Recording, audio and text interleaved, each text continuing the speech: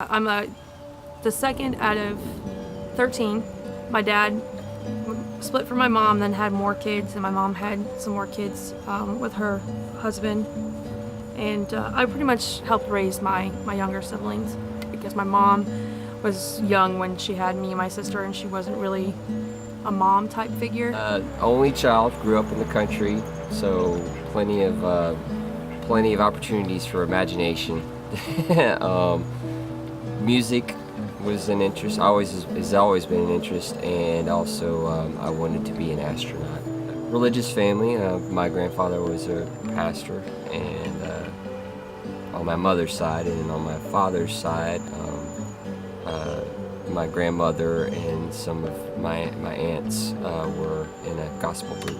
It's almost like a roller coaster of growing up in a religious family, kind of becoming jaded in late teen, early, adult years, and kind of following that path into college that you would kind of expect someone that felt a little jaded towards their religious path to follow. I guess looking for answers in all the wrong places. Me too.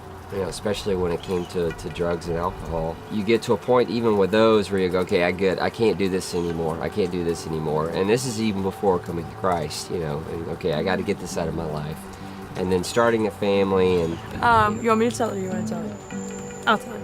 Okay. I had moved down here, I moved to Chalmette in August of 2009, and my kid's father got me a job at Fat Cats. We kind of stalked each other for 2 years. Yeah. You stalked me. Okay. Well, no, that's not true.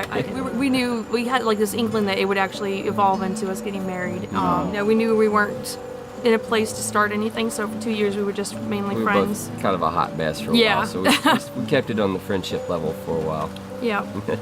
And then an event in my life caused us to become roommates for a little while, and that's when we both were like, you know what? I like you outside of that. I like who you are outside of there. So we kind of decided to try a relationship.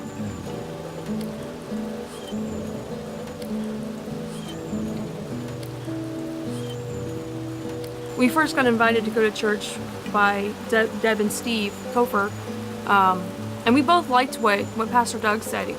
And we both looked at each other. I remember us looking at each other all the time going, he's talking to us. How did he know that? How did he know what's going on? And we were in a very difficult place. We were in a transition period, and living the way that we had been, we would have ended up not being together eventually. I mean, we were fighting with my son. My son and my husband were fighting all the time.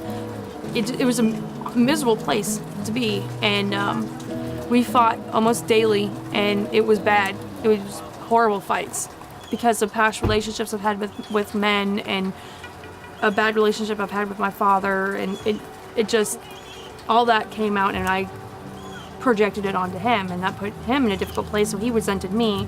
I reached that point where the burden was just too heavy. Like I was like, all right, God, whatever you need me to do, I can't carry this anymore. It didn't matter how close we were and how much, and she and I may have tried to talk things out. There was only one person who was going to be able to forgive me, and only one person who was going to,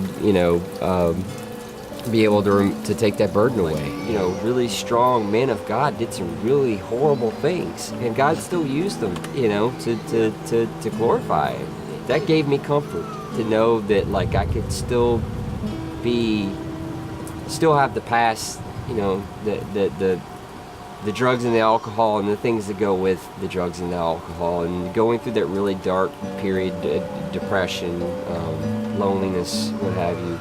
I was like, all right, whatever you need me to do, I'll go. What you need, whatever you need me to do, I'm all yours.